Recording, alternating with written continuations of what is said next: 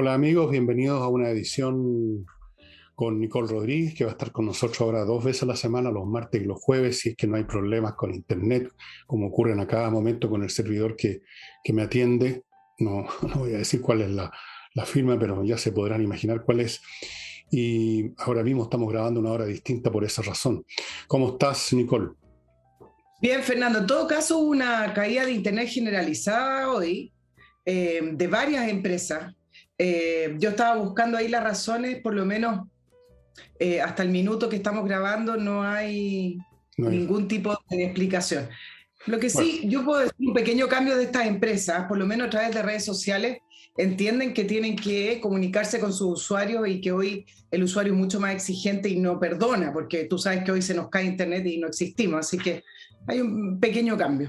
a mí no me importaría si no fuera porque yo trabajo con internet, si no, me da igual. Me imagino. Eh, bueno, yo quiero plantear un tema, yo sé que es un tema muy delicado y que todo el mundo le ha quitado, trata de no ni pensar en eso, es como un terreno minado. Uno escucha personas que piensan como yo, como lo que voy a expresar, pero se hacen los lesos porque tienen miedo. El miedo domina este país y es el tema de la legitimidad de la Convención Constitucional. Yo quiero decir, para ser breve, dos cosas respecto a eso. Legitimidad por cuanto estas personas no fueron elegidos por millones y millones de chilenos deseosos de cambiar la Constitución, sino que fueron elegidos por muy poca gente y en varias ocasiones, en muchas ocasiones, de una manera bastante trucha.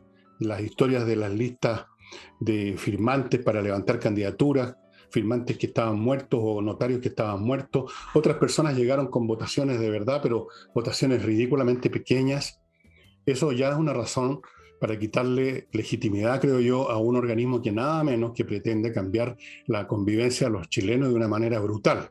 Primera cosa. Y la segunda, aunque hubieran votado por estos señores convencionales, y me estoy refiriendo específicamente al grupo que quiere cambiarlo todo, aunque hubieran votado por ello 17 millones de chilenos, la pregunta que me hago es la siguiente, y es muy sencilla. Estos candidatos, cuando lo eran, ¿le explicaron a sus votantes potenciales todos los puntos que ahora sacaron bajo la manga? ¿Les explicaron lo que intentarían en el plano de los proyectos para cambiar la justicia, para desmembrar el país en un montón de regiones autónomas, para crear sistemas judiciales independientes unos de otros, incluso para algunos pueblos que nunca tuvieron un sistema judicial, que no tienen un sistema de derecho? ¿Les explicaron a sus electores potenciales todo lo que querían hacer? ¿O simplemente enarbolaron frases generales? Nosotros somos representantes del pueblo, nosotros somos del pueblo, somos de la lista del pueblo, el pueblo aquí, el pueblo allá, dos o tres generalidades más, cero detalle, y este es un tema de detalles.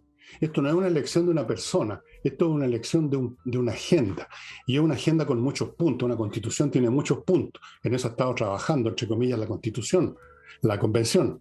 Entonces, yo me parece simplemente surrealista que el día de mañana este país vaya a ser desmembrado institucionalmente, descuajeringado por los votos, por las preferencias y por las agendas delirantes de más o menos 100 personas que llegaron ahí por votaciones mínimas y desde luego sin haberle explicado a los votantes de qué se trataba.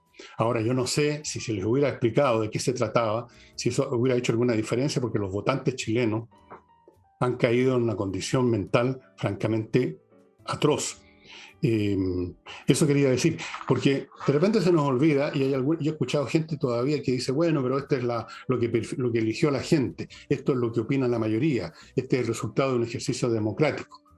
Pero ojo con los ejercicios democráticos, porque la democracia consiste no solo en el mecanismo electoral, sino en el hecho que los elegidos representen al electorado, lo cual significa represente los intereses y las ideas del electorado, y si esas ideas y esos intereses no han estado a la vista en la vitrina cuando se estaban candidateando, entonces ¿de qué representación estamos hablando? Yo dudo mucho, Nicole, que millones y millones de chilenos coincidan y estén contestes con el tipo de proposiciones que estamos viendo en la convención. Sí, voy a tratar de ser acá abogado del diablo porque el tema me parece tremendamente interesante y además, Fernando, porque poca gente se atreve a tratarlo, pero también hay que voy a tratar de poner ambos lados. Acá hemos hablado en varios programas acerca del origen del plebiscito de apruebo o rechazo. Y el origen finalmente es un gobierno que estaba a punto de ser derrocado, es un gobierno que no supo controlar el orden público y la violencia, y donde el mundo político en general le puso la soga al cuello a un gobierno y que llamaron a este acuerdo por la paz, a esta nueva constitución. Entonces, el contexto en el cual se levanta el plebiscito de la nueva constitución de apruebo o rechazo también lo hace relevante para el análisis. Pero pasando esa barrera, ya las personas te podrían preguntar lo siguiente, y es para que lo vayamos respondiendo en el análisis que tú haces. Bueno, pero 80% de las personas votaron apruebo, y luego, a través de un sistema electoral donde ya en el Congreso tenemos problemas con un sistema electoral proporcional, pero acá adicionalmente se le agregaron escaños reservados a los pueblos originarios que están sobre representados, pero además se pusieron a los movimientos sociales en las mismas condiciones que los partidos políticos. ¿Qué implicó eso? Que llegaran a la convención personas, grupos atomizados que no tienen ningún compromiso real ni están arraigados en la democracia, sino que simplemente en sus demandas. Ahora, bueno, ¿y por qué salieron esas personas? Bueno, primero porque el sistema lo permitió. Hay personas con muy poca votación que están ahí adentro, pero alguien te podría preguntar y decir, bueno, pero eso en general también para elegir un presidente. Hay presidentes que se han elegido con muy baja votación, con 3 millones y tanto de votos, frente a un padrón electoral de 8 millones de personas. Entonces, ¿cuándo determinamos qué es legítimo o no? Y es válida la pregunta. Bueno, pero yo voy a responder a eso en primer lugar, el 80% de cuánto. Claro. Primera cosa. Segundo, es muy distinto una elección presidencial, porque los partidos y el candidato que se van a las elecciones son conocidos, han estado años en política, se conocen sus ideas, o uno por lo menos tendría la oportunidad de conocerlas, no vienen cayendo del cielo. Estos electores, estos candidatos, estas listas, incluso de listas con nombres de fantasía que nunca antes habían existido, no eran conocidos en absoluto. ¿Quién conocía a Rojas Bader, por ejemplo? ¿Ah? Aparte de los que lo acompañaban en sus tumultuosas salidas a la calle. ¿Quién conocía al señor Baza? ¿Quién conocía a la señora Loncón? ¿Quién conocía las ideas de estas personas? ¿Cuál es la trayectoria que tenían que permitir a los electores saber a quién estaban eligiendo? Es muy distinto, pero absolutamente diferente. Si el tema aquí es que esta elección no es representativa en absoluto más que de los propios candidatos.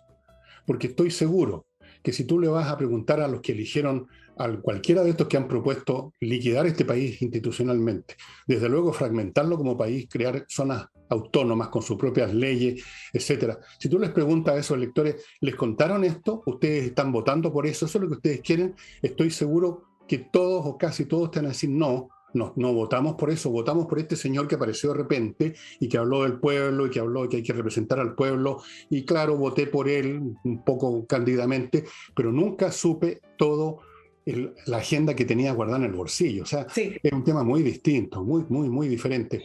Y en cuanto a las condiciones que hicieron, llevaron a la existencia en la convención, bueno, eso da lo mismo las condiciones en que nació la criatura. La cuestión es que una vez nacida la criatura, el proceso electoral es trucho a mi juicio desde el punto de vista de la gente que votó, desde el punto de vista de las ideas de los que estaban de candidatos, y por lo tanto yo estimo que esa convención no es representativa de la voluntad del país y sin embargo va a imponerle al país su visión delirante, realmente no diga delirante, sino que francamente oligofrénica del país. 100 personas, 100 personas. Es imposible concebir. Es imposible. Mira, le voy a agregar un poco de contexto. Se dio una situación que este país nunca había vivido, en el cual el rechazo a la clase política en ese minuto de crisis política e institucional era tremendo, y todas las encuestas venían mostrando ese rechazo. Acuérdate que estamos ante un Congreso, bueno, recién asumió uno nuevo, que tiene un 3% de aprobación, o sea, nada. Y los partidos políticos tienen la misma aprobación. Entonces, quizás, y siguiendo tu tesis, Fernando, el hecho de que hayan salido estas personas y estos movimientos que representan simplemente sus propios intereses, así como los pueblos originarios y también los movimientos sociales que al final han levantado consignas, pero no representan esta idea emocional que había de construir la casa de todos, el hecho de que estén ahí refleja finalmente lo que había detrás de impulsar esta nueva constitución. Acá había un proyecto, había una idea, y pilló volando bajo a la ciudadanía, porque el gobierno y la oposición, a darle apruebo y a darle fundamento a la tesis de las demandas ciudadanas, metieron a todos en esto a decir, ok, vamos por esta nueva constitución, vamos por la casa de todos, porque al final el problema que tiene Chile es la constitución, no la corrupción en la clase política, no el financiamiento, no, el problema que tiene Chile es la constitución. Avalaron transversalmente esa tesis, nos acargaron a todos a este plebiscito, pero acá habían fuerzas que estaban detrás empujando el plebiscito con un interés. Bueno, no era el pueblo. Tú siempre mencionas a la señora Juanita. No era la señora Juanita. no, Entonces, pues no era. Eso es lo que estoy diciendo.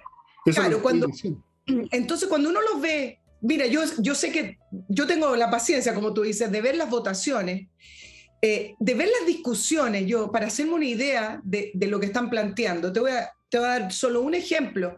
Tú sabes que uno de los proyectos Con Mi Plata No, que juntó 60.000 firmas, que son proyectos y normas que lograron entrar a discusión gracias a la movilización de las personas. ¿Qué significa? Una norma que impida que el Estado o este nuevo gobierno te pueda expropiar los fondos que te quedan de la AFP, porque después de todos los retiros no quedan muchos.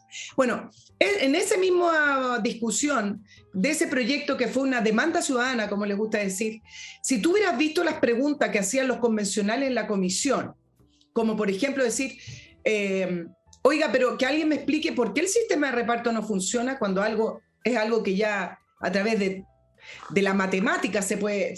Después decir, no, es que usted en la AFP lucra. Bueno, cuando uno ve la discusión, para no entrar en el detalle de lo que fue propiamente tal ese debate, uno ve que al final son puras consignas, son intereses particulares, no de personas, sino que de grupos que lograron instalarse, y se mezcló una ciudadanía con muy poca educación cívica, con mucha ignorancia, pero una ciudadanía mezclada con movimientos muy ideologizados.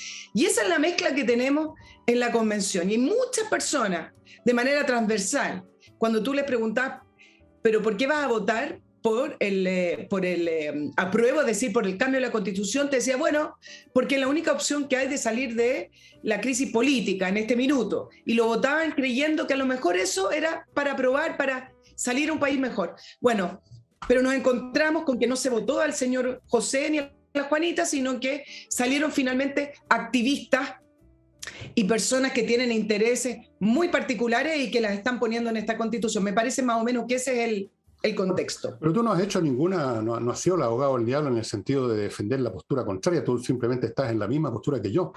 Porque una cosa es que el proceso que llevó a esto represente un malestar con los políticos, represente una ilusión de que se iba a haber una casa mejor, pero lo que están planteando no representa nada de todo eso. Eso ya es historia antigua. El por qué la gente aprobó la idea genérica, vaporosa, de crear una nueva constitución, eso es una cosa. La segunda cosa es qué clase de personas llegaron efectivamente y concretamente a la convención. Si acaso esas personas legítimamente expusieron todas sus ideas, todo lo que iban a sacar debajo de la manga el día que estuvieran sentados en el local de la convención. Eso no se hizo. Por lo tanto, esta convención no es representativa del público, del país, de la nación, en lo que ahora se está discutiendo. Lo otro ya es historia. Pero yo no... Sí, está bien, pero yo le estoy tratando de dar contexto, porque acá la pregunta tiene que ver, y acá estoy sí siendo abogado del diablo, porque yo no estoy 100% por tu tesis, porque me parece, Fernando, que cuando uno abre esa puerta también uno podría discutir quizá otras elecciones con muy baja participación o con muy bajo conocimiento de esas elecciones.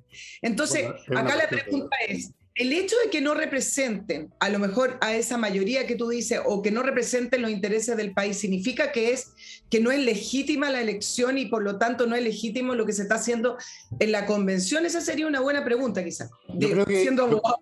Yo creo que este es un caso muy especial. Esto, como he dicho, vuelvo a repetir, no es una elección de un presidente de un partido, una coalición que es más o menos conocida, a pesar de la ignorancia de este pueblo, al cual he llamado Tontilandia. Después te voy a contar unas estadísticas que vi, un estudio que se hizo. Chile es campeón mundial en el número de personas con deficiencia cognitiva. ¿Sabías eso? Bueno, ahí tienes. El punto es que este es un hecho muy especial. No todos los días, muy rara vez en la historia completa de una nación, hay instancias como esta, crear una constitución nueva. Mucho menos aún, y esto es inédito, que se produzca una elección de quienes la van a crear en vez de ser unos cuantos juristas que se juntan, como ha sido siempre. Entonces, no se puede medir con los mismos raseros, con las mismas varas de medida de las otras elecciones y decir, bueno, en otras elecciones también ha habido poca concurrencia, que tampoco es bueno. Pero en este caso hay una cuestión de grado. Es extraordinariamente malo por lo importante de lo que van a decidir personas que en ningún momento detallaron ante sus potenciales electores a qué iban, a qué venían. Y entonces, dados los resultados a su vez catastróficos que puede producir esta constitución, que yo creo que si es aprobada y se trata de materializar, va a llevar a este país a algún efecto, algún tipo de conflicto civil, casi parecido a una guerra civil. Eso es lo que creo, lo veo venir. Entonces, ante una situación tan extraordinaria y tan grave y tan seria, uno no puede igualar esta elección y este evento político con otras elecciones. Ahí hay una especie de falacia implícita de decir, bueno, es lo mismo, la gente ya no va a las elecciones ni en Chile ni en ninguna parte, la gente es muy ignorante. Claro, esas son constantes, pero en este caso esa constante no nos sirve para justificar. La legitimidad de la acción de una persona tiene que ver con que si es algo importante, está realmente representando, o sea, efectivamente él no está haciendo otra cosa que lo que quieren conscientemente los que lo pusieron ahí. Y yo creo que no es el caso. Te aseguro que si se hace una encuesta global a los chilenos en que estén preguntados, aprueba o desaprueba, todos los puntos que se han planteado en este momento en la convención, yo podría apostar todo lo que tengo, que no es mucho, de que habría un rechazo masivo de prácticamente todos los puntos, porque los que eligieron a estas personas ni siquiera los conocían, mucho menos los habían pensado. Y eso es lo que hace de este fenómeno que estamos viviendo algo tan serio, tan grave y tan distinto a los demás en cuanto a su naturaleza. Ahora, las últimas encuestas, en el caso de la Academ, que siempre está monitoreando los resultados de la constituyente, todavía el 44% es apruebo.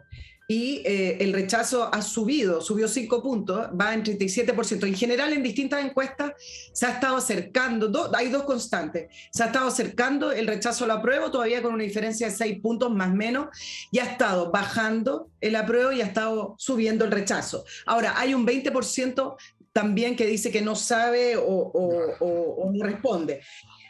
Ahora, cuando se le pregunta a las personas las razones para aprobar de ese 44%, tú sabes que todavía mayoritariamente la respuesta tiene que ver con lo simbólico de cambiar la Constitución del 80, sin importar el contenido. Entonces, yo entiendo lo que tú estás planteando, pero cuando uno le pregunta a la gente que vota, a la gente que va, a la gente que pone su firma, te están diciendo, ¿saben qué más?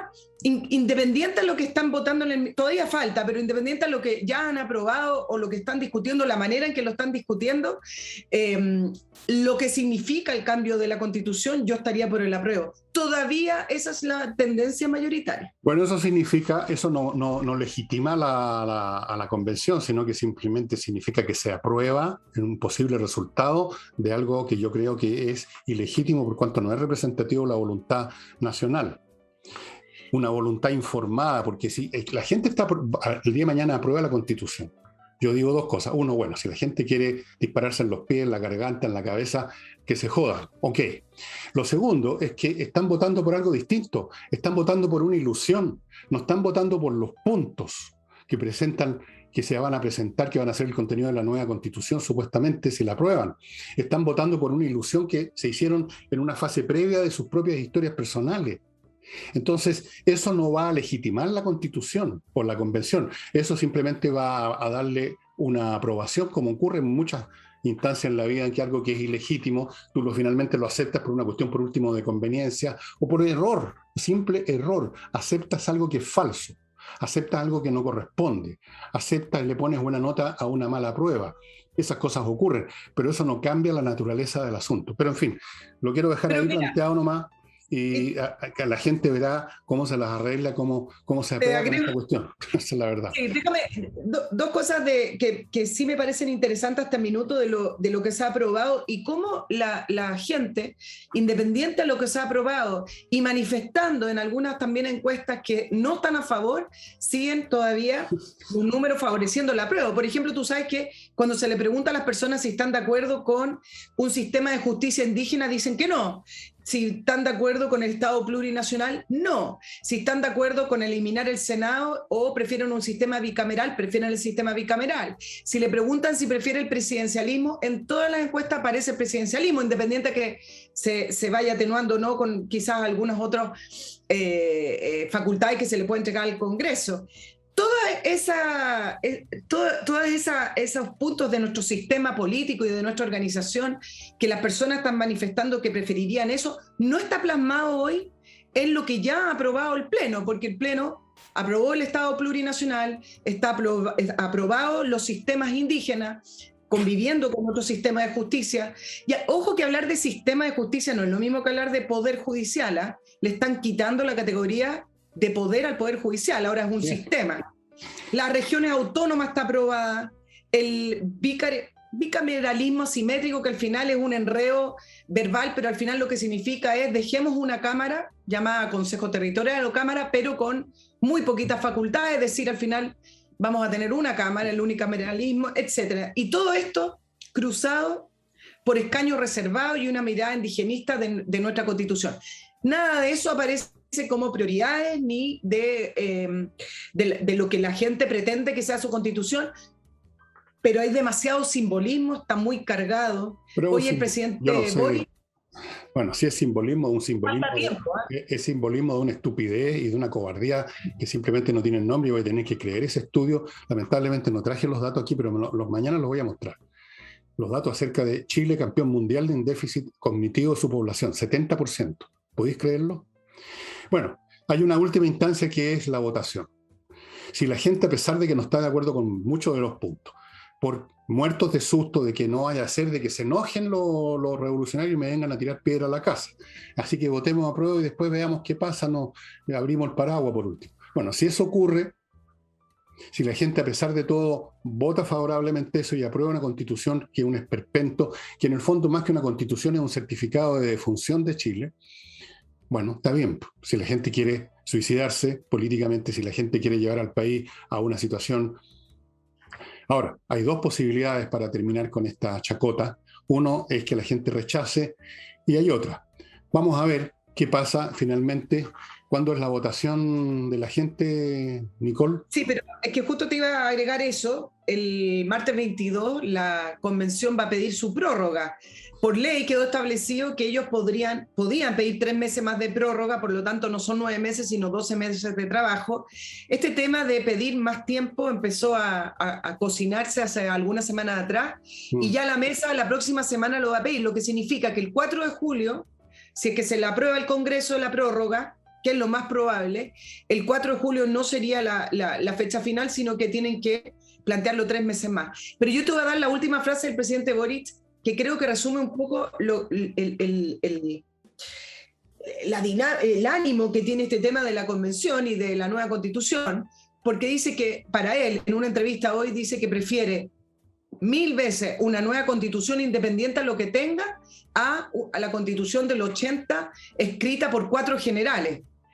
Llena de mentiras también, porque la constitución hoy del 80 no es la constitución del 80, la constitución de Ricardo Lagos, me da la impresión, ¿no? Bueno, tenemos un presidente que es el que tenemos y tenemos todo lo que tenemos por este déficit cognitivo, lo digo de frentón, que se ha venido manifestando hace mucho tiempo en las nuevas cortes juveniles, las cortes juveniles, que además carecen de experiencia, así que todo se empeora. Pero como te digo, si la gente finalmente vota por ignorancia, por estupidez, por miedo, o por algunos por convicción, y eso produce los resultados que va a producir, y si tenemos un gobierno con un presidente que dice lo que tú acabas de citar, y si tenemos a todo un aparato de gente en la administración pública que más o menos transmiten en la misma frecuencia, bueno, el país verá cómo se las arregla después. No nos vaya a pasar lo que está pasando en Perú, que estarían en este momento derrocando al presidente Castillo, el Congreso, y entraron entonces en estos procesos en que ya el caos político es total. Antes de continuar con Nicole, quiero hacerme cargo y tengo miedo que en cualquier momento vuelva a caerse internet. Mi primer bloque, les quiero recordar, amigos, que ustedes pueden invertir en Portugal en condiciones fantásticas, con un montón de beneficios, incluyendo la Golden Visa. No tiene necesidad de estar instalándose en Portugal mucho tiempo, porque le den la visa, le bastan unos días y la visa le sirve para usted y familia todo el tiempo que quiera. Se convierte en residente con todas las ventajas que tiene vivir en un país como Portugal, donde son hospitalarios, con las inversiones y no están en el top 5 del déficit cognitivo, aparentemente. La única condición es que la inversión mínima son 280.000 euros. Más detalle, goldenvisaportugal.cl. Y les recuerdo que existe una base de administradores, el sitio es baseadministradores.cl, que para quienes están buscando administrador para su edificio o edificios o, ¿cómo se llaman estas cosas?, condominios. Aquí tienen una base con cientos, con miles de personas que han trabajado, están trabajando en el área, y eso, dentro de los cuales usted puede escoger lo que le parece más conveniente. O sea, no depende usted, miembro del comité de los vecinos que se dedican al tema de la administración, no depende usted de lo que sabe alguien, de un nombre que apareció por ahí, por allá. Usted tiene una base completa con los detalles, currículum, personalidades de miles de posibles candidatos. Basedeadministradores.cl. Continúo con inviertanuso.cl para invertir en Estados Unidos sin que usted se tenga que molestar en saber nada. Usted va a inviertanusa.cl y le ofrecen miles de ofertas de todo tipo, inmobiliarias, franquicias, le abren cuenta corriente en Estados Unidos, le consiguen créditos hipotecarios, lo ayudan a constituir empresa, lo asesoran y le pueden conseguir una visa de residencia si usted se quiere ir a trabajar a Estados Unidos su dinero. Inviertanusa.cl lo hace todo por usted. Y si quiere plata, pero no tiene para hacer estas inversiones, no tiene liquidez, pero tiene algunas propiedades que se podría deshacer de ellas, el corredor inmobiliario más rápido de Chile es Ángel Hey. Más rápido que los demás, no es que sea instantáneo, más rápido que los demás. Ángel Hey. Regresamos con Nicole, entiendo que tú tienes otros temas, Nicole. Bueno, vamos a continuar en la línea del presidente Boric hoy ya en su primer día de trabajo oficial y plantearte algunas cosas, algunos simbolismos que uno empieza a mirar. Hoy dio una vuelta completa con los medios de comunicación, con la prensa extranjera, se están recién instalando, pero yo esto lo voy a llamar la Boric manía, digamos, con la mirada que ha tenido en general la prensa y cómo se ha analizado desde el 11 de marzo la llegada de Boric al poder, lleno de emotividad, con esta aire fresco de que viene algo nuevo a rescatar la República, estos 36 años que todo el mundo empieza a destacar como algo positivo per se, con lo que sí, una historia de vida muy distinta y con un grupo que llega al poder muy distinto a lo que estábamos acostumbrados desde los 90. Bueno, asume con un 54% de confianza. ¿Te acuerdas que hablábamos el miércoles con respecto a cómo la gente habla de la confianza que le tiene a Boric, no así tanto a su gobierno, sino que hablan de él, cómo lo están ensalzando y cómo levantan esta figura? Entonces, uno se pregunta, bueno, se siguen repitiendo estas frases entre el nuevo ciclo que llega, el cambio, y uno dice, bueno, ok, uno ya ve un cambio de estilo, es propio también de la edad, es propio también de los tiempos, etcétera. Pero bueno, ¿y este cambio hacia dónde? ¿Hacia qué? ¿Es un gobierno transformador? He repetido varias veces, y simplemente son puras preguntas que uno se hace, Fernando, en esta adoración que se está haciendo a Boric, que da lo mismo lo que haga o cómo lo haga en estos primeros días, sino que todo se le aplaude y se le pone esta etiqueta de es tan humano, es tan cercano, que su liderazgo. Me recuerda muchísimo a dos cosas que te voy a mencionar. Uno, me acuerdo para el primer gobierno de Michelle Bachelet, ¿te acuerdas que daba lo mismo lo que hiciera? En el segundo ya se le cayó un poco la aprobación porque vino el tema cabal y porque realmente en gestión no no fue un buen gobierno y tenía malas ideas por lo demás, pero durante el primer gobierno de Michelle Bachelet, que gozó de esta simpatía con esta ambigüedad, y me recuerda muchísimo lo que sigue haciendo Gabriel Boric como presidente, con un sello ciudadano, pero sigue siendo ambiguo en algunas cosas, tratando de ser muy cercano todavía y no empezar a demostrar esa especie de presidente lejano a las personas. Pero en toda esta adoración acá hay un elemento que quiero destacar, porque por último las personas en la calle pueden estar contentas porque a lo mejor creen que con esto les va a cambiar la vida para mejor. Pero desde el punto de vista del periodismo me parece que tienen que dejar de ser una hinchada de Gabriel Boric y empezar a tener un poco de pensamiento crítico. Hay unas discusiones en los medios porque un periodista el otro día escribió diciendo, bueno, yo no tengo por qué ser objetivo. Yo le digo, bueno, y decía, yo no tengo por qué ser objetivo porque yo voté por él. Bueno, hay una diferencia entre ser objetivo y ser neutral. Y ahí viene una gran diferencia con el periodismo cuando dice, ok, yo no puedo ser neutral ante un conflicto, por ejemplo, no sé, un conflicto en que están matando inocentes, a ser objetivo y a poder analizar. Y esto me lleva al pensamiento crítico y a poder tener una mirada un poco más informativa y de crítica que no tiene que ver con criticar, sino que analizar las cosas en su mérito. Me parece que todavía Boric está gozando ese momento. Te mencioné a Michelle Bachelet, pero dime. No, siga, Nicole. Sí, pero la persona que más me recuerda al momento que está viviendo Gabriel Boric y que al final su mandato no terminó del todo bien, tiene que ver con Obama. ¿Tú te acuerdas la Obama manía que había cuando asumió como presidente? Era el primero en todo, el primer presidente negro, el primer presidente tan joven, con la familia oficial, y que mostraban el perro, y daba lo mismo el perro que tuviera, se lo aplaudían y era el mejor perro de la nación. Bueno, todo lo que hacía Obama era alabado y llegó a ganar el Premio Nobel de la Paz en el año 2009. Y cuando uno mira en retrospectiva, más allá de que la gente todavía le tiene simpatía a su figura, bueno, hay algunas cosas que son dignas de análisis. Por ejemplo, con respecto al Premio Nobel de la Paz, Estados Unidos entró a la guerra en Afganistán, siguió la guerra contra el Estado Islámico en Irak, aumentó el presupuesto bélico, el presupuesto militar de Estados Unidos, nunca fue un pacifista, aumentó Guantánamo también en recursos, etc. No consideró a Rusia como amenaza y mira cómo estamos hoy. Permitió que Irán avanzara con las armas nucleares y mira también cómo está hoy el tema de la negociación con Irán y el tratado que vence ahora y que tienen que renegociar. Pero lo más importante es del punto de vista interno. Hay que recordar que Obama le entregó la bandera le entregó la presidencia a Trump. Y yo, escuchando a algunos analistas bastante más imparciales de lo que uno escucha generalmente en Estados Unidos, dicen, bueno, uno de los primeros que empezó a dividir a la nación norteamericana con su relato político y el que exacerbó las diferencias fue Obama.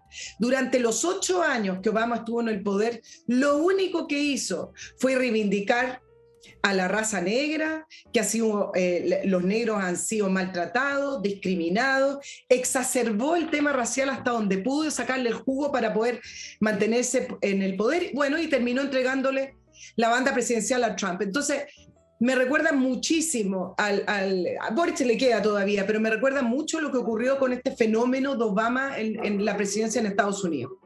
Ese es un fenómeno muy usual en todas partes del mundo, endiosar a los líderes.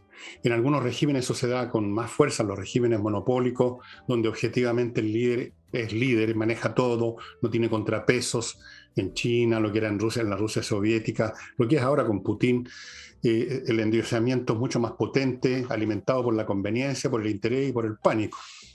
Pero en general se da en todas partes y se suele endiosar en forma equivocada a personajes que resultan después vistos retrospectivamente unos payasos.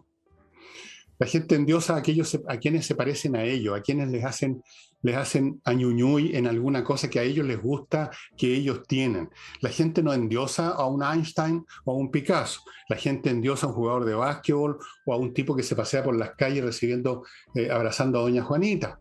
Esas son las cosas que la gente endiosa, ¿no? Es como lo que pasa en los festivales de música, endiosan a alguien que habla el lenguaje de la masa.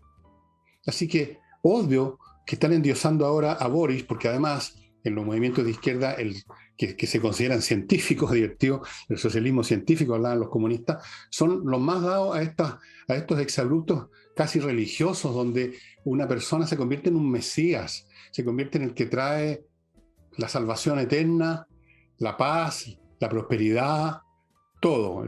Es lo que le están endosando a Boric, y después se lo van a cobrar.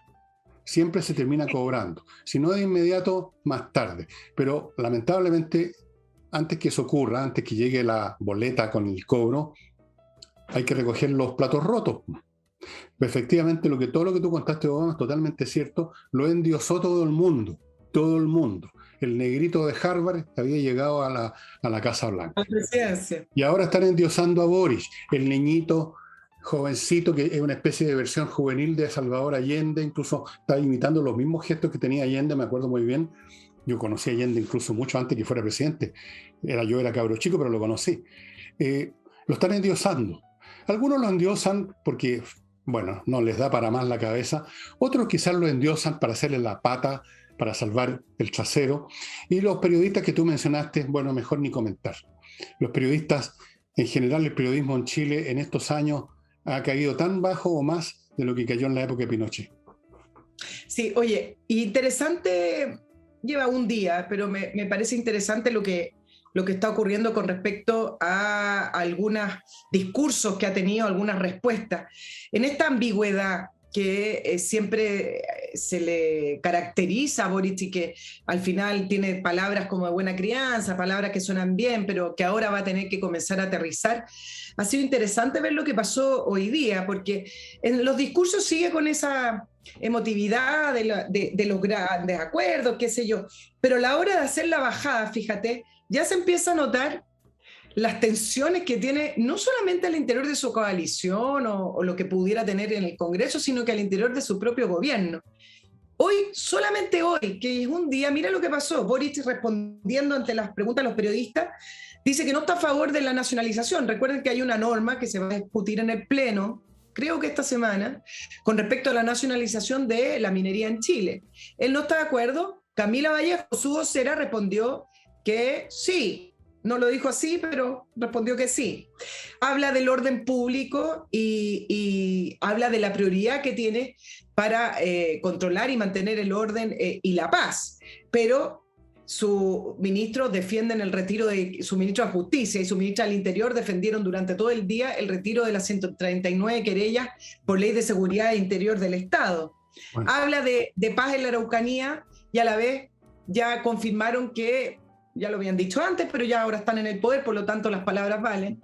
El estado de excepción no va a vencer el 26 de marzo y que van a empezar los diálogos. Entonces, ha sido interesante ver cómo Boric empieza a hacer las bajadas de lo que él pretende, de lo que él visualiza, versus lo que responden sus ministros.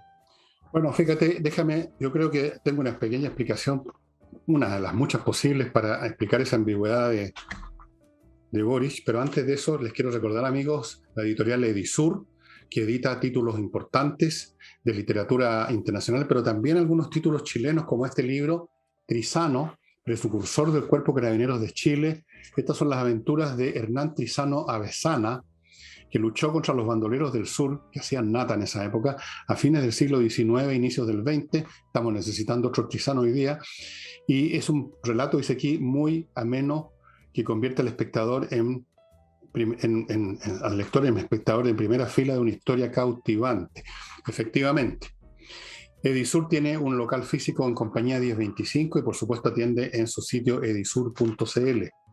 Les recuerdo AutoWolf, si usted quiere reparar la carrocería de su auto, la carrocería, dije, rápidamente y ante su vista, autowolf.cl. En su casa, en un día, hacen lo que usted quiere que hagan con su auto, lo desabollan, quizás lo pintan, lo dejan tiquitaca y usted está viendo cómo lo hacen. Por lo tanto, ellos se pueden dar el lujo, de lo que nadie más hace, de garantizar un año su trabajo. Autowolf.cl. Todo el mundo está recurriendo a AutoWolf, así que si usted tiene ganas de arreglar su auto, póngase inmediatamente en contacto con ellos para no quedar muy atrás en la cola. Y KM Millas, donde usted vende sus millas acumuladas por sus vuelos, y si usted no va a volar en mucho tiempo, más vale que las venda, porque en cualquier momento la compañía las hace desaparecer. pagan bien en KM Millas y a la pasada usted está ayudando también a la Unión de Amigos de los Animales. Y respecto a la ambigüedad, bueno, yo creo, independientemente de qué factores psicológicos personales hay en Boris que le impiden ser más preciso, más claro, más contundente, yo creo que esto refleja la situación política que vive. Como quien no se puede dar el lujo de ser taxativo en un punto, porque inmediatamente va a generar conflictos con alguno de los elementos de la coalición, precisamente porque la coalición es muy heterogénea. Entonces, la única salida que tiene para no generar ese problema es moverse como por un campo minado, o sea, no moverse literalmente, porque hablar en forma ambigua es como no hablar. Solamente puede hablar en forma contundente, maciza y clara quien tiene detrás un apoyo contundente, macizo y claro. Es decir, tiene un apoyo de gente que piensa como él, que coincide con él. Entonces, evidentemente que no tiene problema. La ambigüedad de Boris creo yo que refleja no la ambigüedad de la coalición, sino que lo heterogénea que es la coalición y lo heterogénea que son también las segundas líneas que lo rodean, el Partido Socialista, y toda la situación en general en que está inmerso. Por un lado tiene que mantener el orden público, por otro lado no puede ni hablar de eso, porque eso hiere las sensibilidades de la izquierda. Por un lado sabe que la nacionalización significaría una ruina económica para la industria minera, pero por otro lado ese es uno de los puntos fundamentales del Partido Comunista, que está todo el tiempo fustigando desde atrás. Entonces, en todos los puntos se encuentra con situaciones contradictorias. ¿Cómo las resuelve si tú no puedes decir ni A ni Z? No dices nada. Y eso Claro. es el sistema de la ambigüedad. Claro, pero uno esperaría que esa ambigüedad, o no es ambigüedad, cuando ha tratado de aterrizar alguna frase, chocara con políticos en el Congreso, que chocara con los partidos políticos, que chocara con los movimientos. Pero el primer día que esa frase que yo te decía cuando ha tratado de hacer la bajada, por ejemplo, en seguridad, choque con lo que dice su propia ministra del Interior, me parece que refleja la mayor fragilidad que tiene el gobierno de Boric. Porque imagínate que Boric ya dejó de hablar de Gualmapu, ahora habla del sur, de la macrozona sur no dice, pero dice el sur, habla de la Araucanía. Isquia Siches, su ministra del Interior, sigue hablando de Gualmapu y varios le reclaman y le dicen, no, ministra, hoy usted ya es ministra y Gualmapu oficialmente no está en la Constitución. Gualmapu incluso hoy le decían a Isquia Siches, implica un territorio argentino. Así que deje de hablar Gualmapu como el gran territorio de los pueblos originarios, porque nos va a causar hasta un problema con Argentina. Pero resulta que pareciera ser que en el caso de ella, bueno, todavía no se da cuenta. Hoy tú hablaste de Boric el candidato, Boric el presidente. Yo creo que varios en el gobierno no se han dado cuenta que dejaron la calle, dejaron los movimientos y que hoy lo que dice son las palabras oficiales. Y en el caso de nuestras relaciones con los vecinos son las palabras oficiales de Chile. Cuando se baja, cuando dice algo concreto, eso no significa que no es ambiguo, porque lo que dice concreto hoy lo niega al otro día. O sea, la ambigüedad no consiste simplemente en que siempre es ambiguo, sino que sumando un día con otro, tú no puedes llegar a ninguna conclusión. Porque si hoy día dijo una cosa que produjo malestar en tales o cuales miembros de su gobierno, mañana va a decir la contraria. Te lo puedo asegurar. Vas a encontrar un lenguaje diferente. El hecho es que se mueve en medio de la confusión, en medio de distintas posturas, y por esa razón y por muchas otras, entre las cuales digo derechamente el tema del déficit atencional, yo lo veo bien complicado para Chile, salvo que se produzcan transformaciones internas en algunos personajes o accidentes históricos que por definición uno no los puede prever, ¿eh? Pero la lista de problemas, que ayer vi a un comentarista de televisión, ¿cómo se llama este señor que tiene la radio Bio Bio? Mochati. Leyó la cartilla, entre paréntesis moviendo unos papeles que metía un ruido espantoso en el micrófono. No haga más eso, Mochati. Leyó la cartilla y todos los problemas inmensos que tiene Chile. Muy deprimente. Yo podría leer la misma cartilla, la he leído antes aquí también, pero me dejo un espacio, porque no quiero perder toda esperanza, de que pueden haber transformaciones, de que la realidad puede obligar a ciertas cosas, que pueden ocurrir accidentes históricos, que puede ser cualquier cosa, y que en definitiva no podemos extrapolar y decir, bueno, aquí va a quedar entonces la crema. Yo creo que es bastante probable, no voy a mentir, yo creo que es bastante probable que lleguemos a una situación muy caótica que se tenga que resolver de otra manera. Pero en una de esas no, vamos a ver. Y antes de continuar, perdóname Nicole, pero estamos con los tiempos muy limitados, por la hora en que partimos, entre otras cosas. Compreoro.cl, si usted quiere transformar parte de su plata en oro y plata físicos, los metales preciosos, y tenerlos guardados a sabiendas que nunca van a perder su valor, todo lo contrario, y que además en cualquier parte del mundo donde usted los lleve se los van a comprar, son apreciados. Bien, entre a compreoro.cl, compre lingotes de oro, vienen en distintos tamaños o en moneda, compre lingotes de plata, los puede llevar a su casa o los puede dejar en la bóveda de compreoro.cl. Y bien, es una manera de resguardar parte de sus recursos el tener metales preciosos. Es un viejo truco que más de algunos pueblos han recurrido a él porque se han visto en situaciones difíciles. No entro en más detalle. Y continúo con patriciastocker.com, un buffet de abogados que se dedican a registrar marcas en Chile y en el extranjero. No olvide que registrar la marca es muy importante. Puede que no se lo exijan de inmediato en algún servicio público del Estado, pero puede tener problemas si no ha registrado su marca. Puede tener problemas o porque alguien se la registra antes y después le viene a cobrar, o porque usted sin saberlo registró, puso una marca que era de otro. Pueden haber muchas situaciones. patriciastocker.com. Y para aprender inglés de una vez por todas, entrenainglés.com, amigos, cursos dados por profesores de inglés online, son los más potentes que hay, se lo puedo asegurar, doy garantía de eso. Si tiene cualquier duda, bueno, entre al sitio entrenainglés.com, y si tiene dudas que no responde el sitio, mande sus preguntas a coordinación@entrenainglés.com. Y termino con Advanced Security. Termino este bloque. Advanced Security es una empresa de seguridad que hace todo lo que hacen las demás empresas, pero además agrega algunos chistes, algunos trucos más para aumentar la seguridad de su colegio, de su recinto comercial, la casa matriz de su empresa, etc. Advanced Security opera en todo el país. Nicole. Sí, para terminar el tema de la instalación del gobierno, la ministra del Interior, que la nombré recién porque todavía habla de Gualmapu y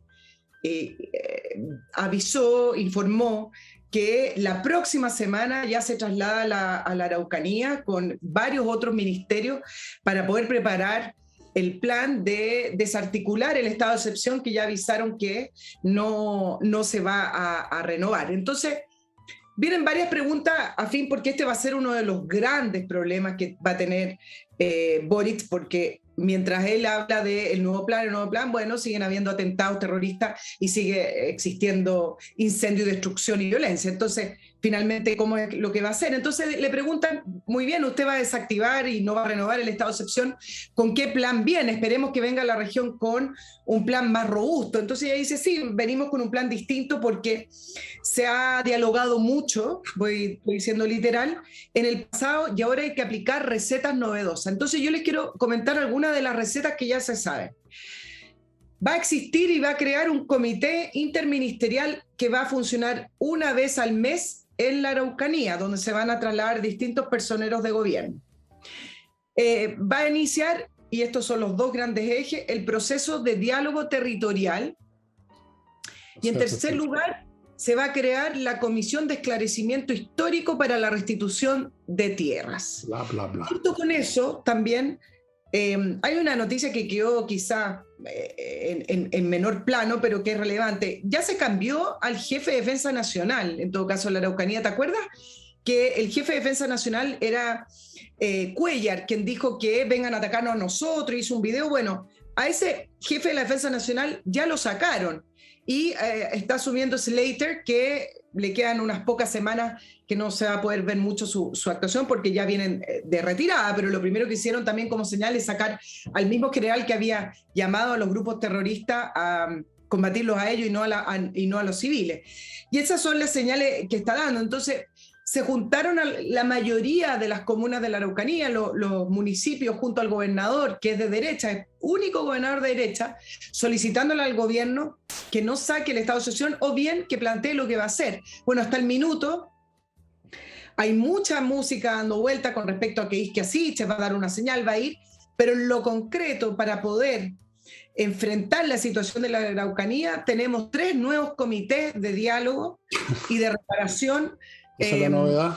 Parte del plan de la ministra del Interior. Esa es la gran novedad, otros grupos de conversación.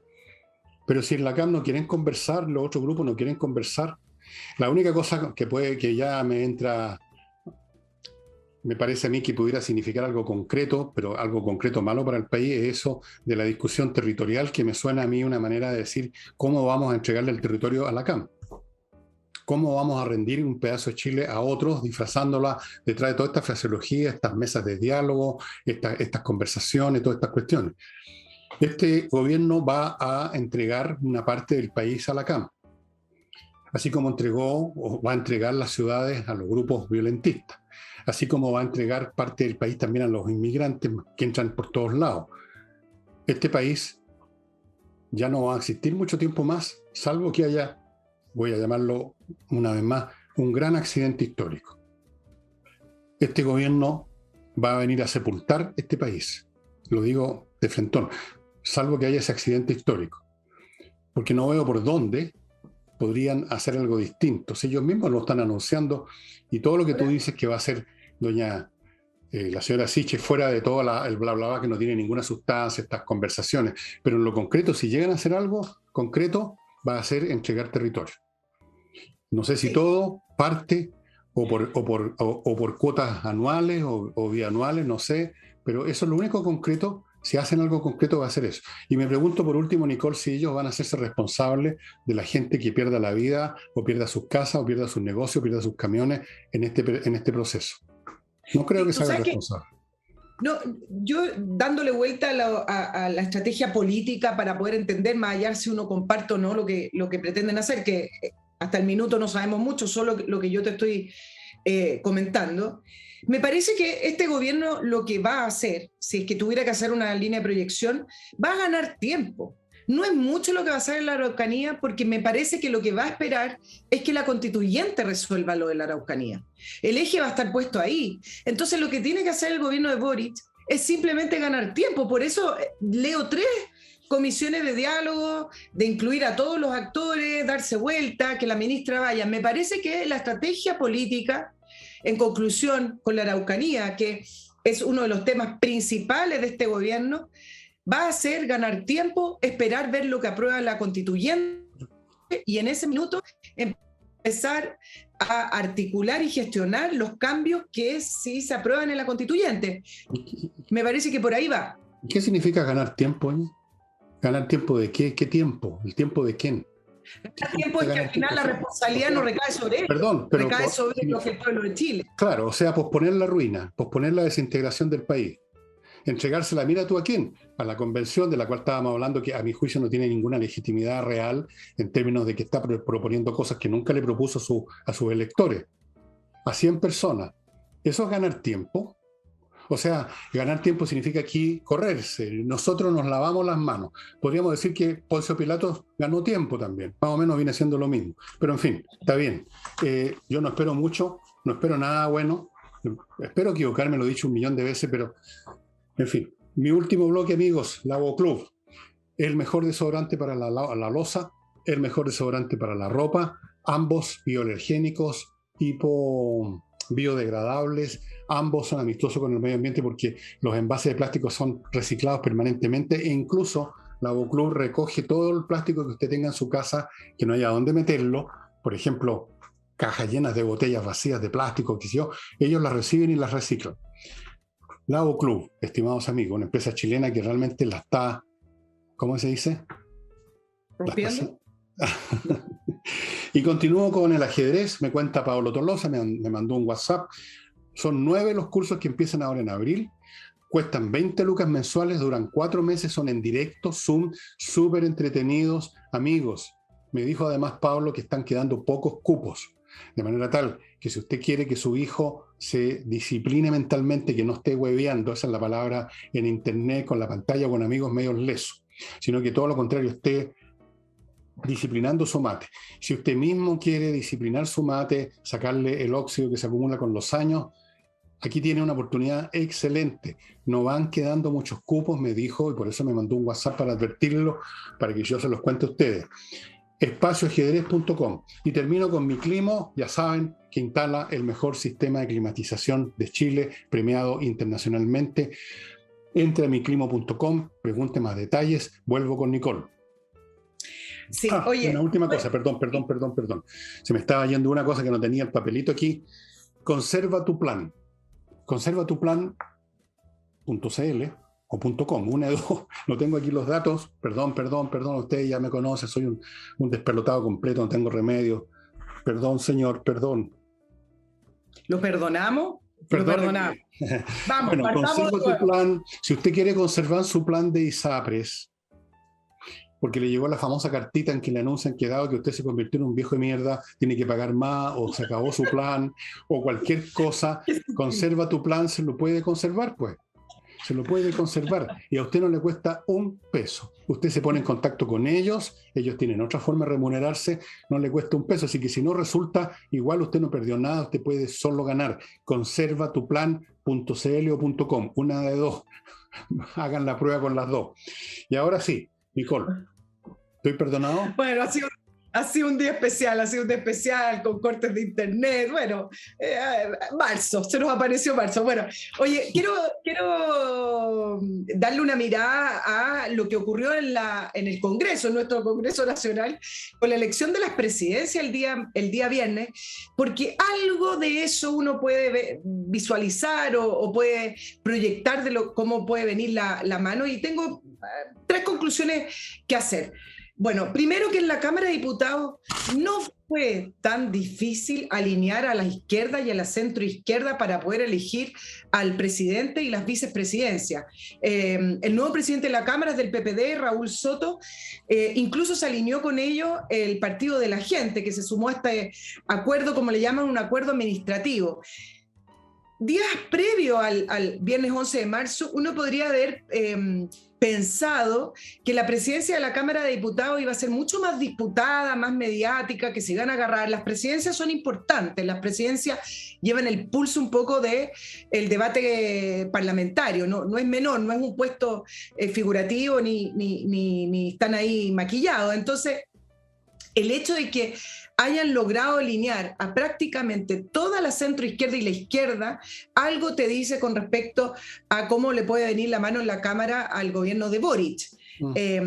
Es un acuerdo administrativo, pero es es una base, algo que antes no había. Por lo tanto, ahora ya existe desde donde empezar a conversar. Por el otro lado, en el caso del Senado, donde sí hubo ahí una teleserie, donde sí hubo reclamo y donde sí costó la elección del presidente del Senado, donde finalmente terminó saliendo Álvaro Elizalde, ahí varias cosas que decir. Uno, pésimo debut de la centro-derecha.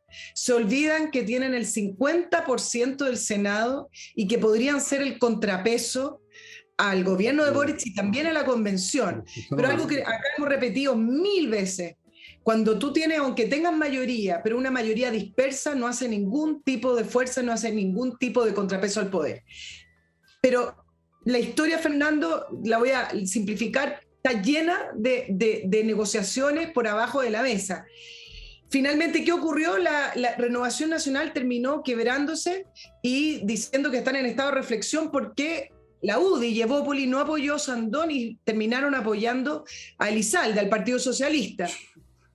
Bueno. Pero resulta que la historia real, y es lo que cuentan, y estuve confirmando con algunas fuentes que yo tengo en el Senado, que el senador Sandón estuvo negociando a su nombre con el ministro Jackson, diciendo que si lograba que lo apoyaran como presidente del Senado, él le aseguraba votos para la reforma tributaria. Una reforma que el senador Sandón ni siquiera hoy conoce, le estaba asegurando votos. Bueno, varios dicen que esta es la primera derrota de Jackson, pero la verdad es que de esas negociaciones no hay ninguna formalidad, no sabemos realmente, simplemente es lo que cuentan las personas. Y lo que le reclama Chile Vamos, bueno, no Chile Vamos porque están quebrados, pero lo que le reclama la UDI y Evópoli o Sandón es decir, él, acuérdense que se abstuvo de la votación de acusación constitucional contra el presidente Piñera.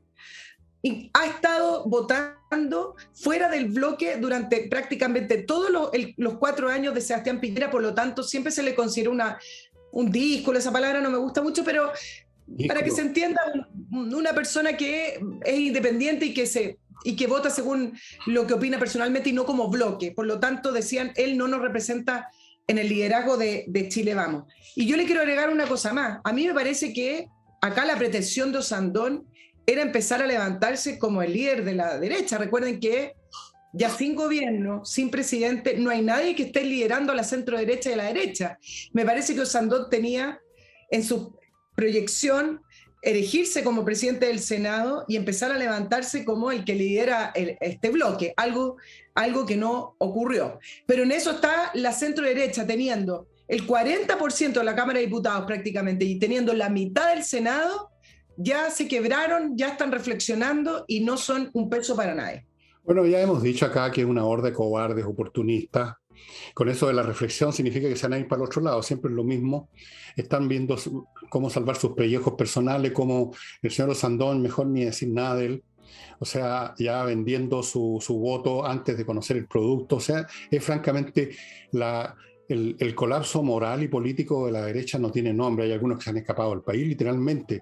Yo estoy esperando cuántos más se van a ir o se están yendo por último a sus casas a fondearse a ver si se olvidan de ellos. La derecha política desapareció como desapareció la democracia cristiana. La democracia cristiana, entre paréntesis, ¿quién ganó la elección el domingo? O era el domingo, ¿no? De la presidencia. ¿Ah? No hay resultado todavía. No hay resultado. Pero yo estoy en vilo, pero absolutamente no he podido dormir en las noches. Ansioso. Por el resultado de la elección de los demócratas cristianos.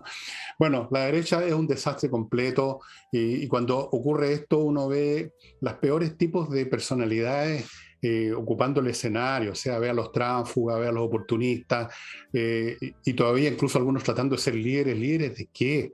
No tienen pasta para eso, no hay nada detrás de ellos, no tienen idea, no tienen más que el deseo de salvar el culo.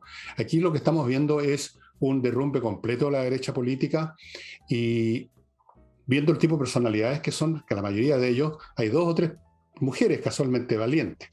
La señora Cubillos y Teresa Marinovich, puede que haya algún otro más. Todos los demás en general los he visto vacilando, muertos de susto, buscando pretextos. Estoy en proceso de reflexión como si supieran lo que es pensar. Patético, realmente patético. Sí, ahora...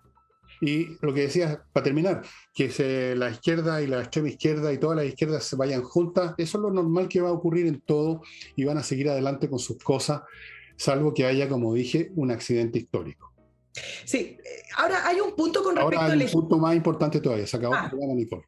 No te puedo creer, no alcancé a terminar el análisis del Senado, lo dejo para... Nunca lo terminas el análisis, Nicole. No, pero que son 2 puntos importantes. Te doy 3 minutos más con el básquetbol, te doy 3 minutos, ya. Dale, a partir de ahora, ya. Mira, hay un punto con respecto a la elección de Elizalde que uno podría estar de acuerdo con la UDI y Evópolis, que tiene que ver con que los meses que vienen, ante una convención que quiere hacer desaparecer el Senado, una figura fuerte del Partido Socialista como Álvaro Elizalde, que lo lidera, puede ser mucho más relevante para poder hacer los nexos con la convención y también para poder defender al Senado. Eso por un lado. Y las demás son rotativas, por lo tanto, la derecha, en el caso de Evópolis y UDI, pidieron las presidencias de la Comisión de Hacienda donde se va a discutir la reforma tributaria. Ese es un punto con respecto a por qué la UDI y Evópolis apoyaron a Elizalde. Puedo dar otros más, pero más o menos ahí se concentró la discusión. Es un argumento. Parece que Elizalde lo haría mejor para controlar eso, pero eso es una ilusión. Es una justificación. Lo primero es, digamos, apostar por tus propias ideas. O sea, por último, eso te permite mantener tu sector, digamos, respirando. Lo otro de sucumbir, pretextando de que parece que era mejor esto otro, y haciendo estos cálculos absolutamente fantasiosos. Yo no compro esa argumentación, no la compro en absoluto. Elizalde no va a ser el gran controlador de nada de la convención, porque es otro personaje que más o menos está en esa sintonía y por último tampoco tiene estómago ni lo que se necesita para ninguna otra cosa. Nadie en el Congreso por lo demás, salvo los sectores más extremos que están en lo suyo y hasta ahora muy exitosamente. Y ahora sí se terminó. Te robé un minuto de tus 3. Yo sé. robaste un minuto, alcanzo en ese minuto a decir lo que es. Soy un ladrón sin remedio, sí. Soy ladrón, se me olvidan las cosas. Digamos las cosas. Esto es para que lo piensen. Como queráis. Ya me da lo mismo, porque yo te digo una cosa, Nicole, yo ya estoy en trance de regresar a mi planeta original y dejarlos a ustedes, los terráqueos, que se hundan en su miseria. Bueno, Oye, lo voy a dejar, entonces lo dejo para el miércoles, pero tenía que ver exacto. con las Sí, no banderas. olvidemos que tenemos más programas ahora con Nicole, estimado Sí. amigo. Vamos a tener 2 programas a la semana, los martes, hoy, martes, y los jueves, como era costumbre. Así que Bueno, cualquier cosa que no pueda decirle Nicole, porque yo, el viejo tonto, la corté, lo podrá decir en el próximo programa. lo digo, nomás, lo digo. Ya. Ya, muy bien. Chao. Que estés muy bien. Chao, chao.